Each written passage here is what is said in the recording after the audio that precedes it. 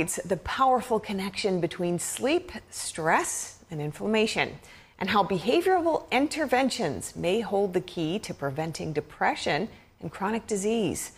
NTD's Daniel Monahan spoke with Dr. Michael Irwin, a distinguished professor of psychiatry at UCLA, who explains the risks of sleep disturbances and the natural ways to combat inflammation.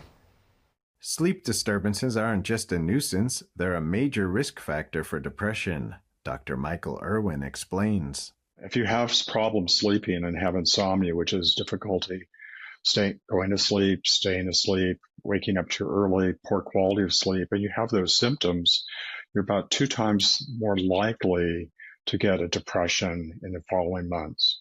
And the longer insomnia goes untreated, the more severe the risk becomes. And actually, if you have that insomnia for over a year that goes untreated, the likelihood of getting depression is 14 times greater. A study of nearly 300 people showed that treating insomnia can significantly lower the risk of depression. Older adults that have insomnia, that are not depressed, simply being treated for insomnia for 6 weeks or so, and no further treatment, it actually decreases the likelihood of developing depression by over 50%. The effects of sleep deprivation go beyond mental health. Irwin says poor sleep increases inflammation, a key driver of chronic diseases like heart disease. When people have sleep disturbance and just report sleep disturbance, that they will have higher levels of inflammation.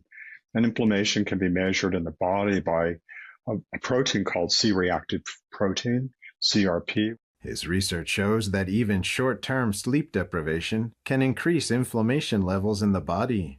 So what we've done is we've experimentally deprived people of sleep by either removing some sleep in the early part of the night or the late part of the night, or waking up repeatedly throughout the night. And any of those kind of experimental strategies produce the same effect. You get an increase in inflammation. Some groups, especially women, are more vulnerable to these effects. And there's certain groups, and particularly women, who have higher rates of depression and higher rates of inflammatory disorders.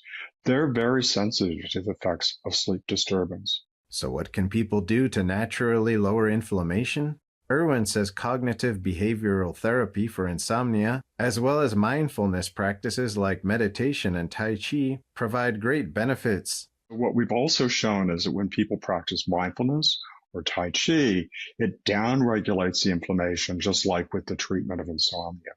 So even if you don't get improvements in your sleep when you practice Tai Chi or mindfulness, you're still getting decreases in your inflammation. Even small breaks in the day can make a difference.